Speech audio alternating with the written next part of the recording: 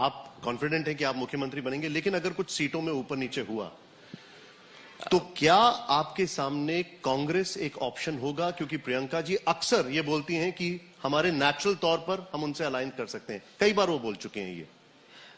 मुझे उम्मीद नहीं है कि कहीं हम लोगों को गठबंधन के अलावा भी किसी का सहयोग मांगना पड़ेगा।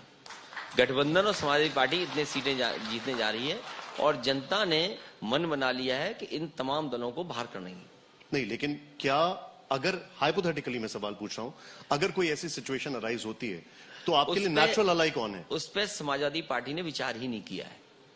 उस दिशा में समाजवादी पार्टी सोच ही नहीं रही है। हमारे सहयोगी राहुल सिन्हा आपसे एक सवाल पूछना चाहते हैं। अखिलेश जी, एक बहुत महत्वपूर्ण आपने ऐलान किया था पेंशन योजना को लेकर के। जो अभी हालात हैं उत्तर प्रदेश के आर्थिक हालात, उसको लेकर के कैसे इसको आप कर पाएंगे पूरा? ये सवाल कई बार आते थे सामने कि उत्तर प्रदेश बड़े प्रोजेक्ट नहीं कर सकता क्योंकि उत्तर प्रदेश का बजट उतना नहीं है जो खर्च किया जा सके।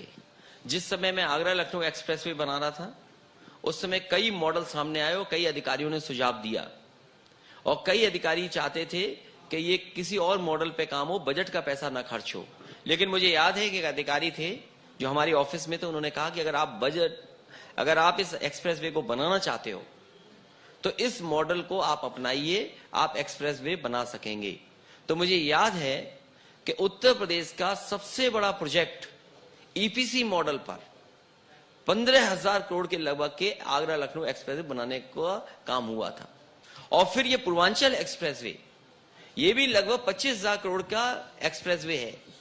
अगर दो प्रोजेक्ट बड़े बड़े इतने किए जा सकते हैं, बजट में गुंजाइश है, तो अगर हमें पुरानी पेंशन बहाल करने के लिए कॉर्पस फंड क्रिएट करना पड़ेगा और बजट से देना पड़ेगा, तो एक लॉन्ग टर्म इसमें तरीका अपनाएंगे जिससे कॉर्पस फंड इतना हो जाए कि भविष्य में जब हमें ये पेंशन देनी पड़े तो उस समय जो सरकार होगी उस पर कोई भार ना पड़े।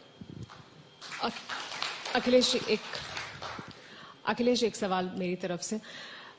2017 में भी आपने बहुत काम किया और फिर मैदान में गए और अब एक फिर मैदान में है। अखिलेश यादव के बारे में भी ऐसा आमतौर पर चर्चा हो रही है कि आपके अंदर भी बहुत ट्रांसफॉर्मेशन आया है, बहुत बदलाव आया है।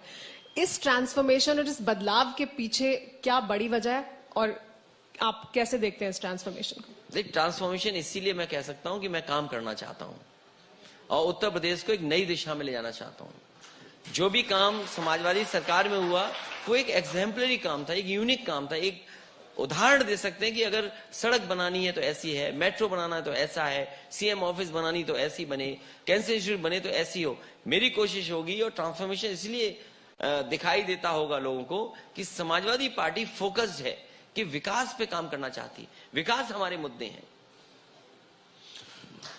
अखिलेश जी, बहुत बहुत शुक्रिया, बहुत बहुत धन्यवाद। आप हमारे साथ जुड़े, हमारे लिए समय निकाला। नहीं, बहुत बहुत और ये आपको एश्योर करना चाहेंगे कि अगर बीजेपी के नेता आएंगे तो सवाल उनसे भी पूछे जाएंगे। कोई बात नहीं, बहुत बहुत शुक्रिया। ये जरूर नहीं मैं क्या कह रहा हूँ, आप क्या कह रहे हो, पूरा देश चैनल देखता है, वो खुद जानता है कि कौन चैनल कैसा है। एब्सोल्युटली, बहुत बहुत शुक्रिया, तालियों के साथ स्वागत करना चाहिए। Thank you very much.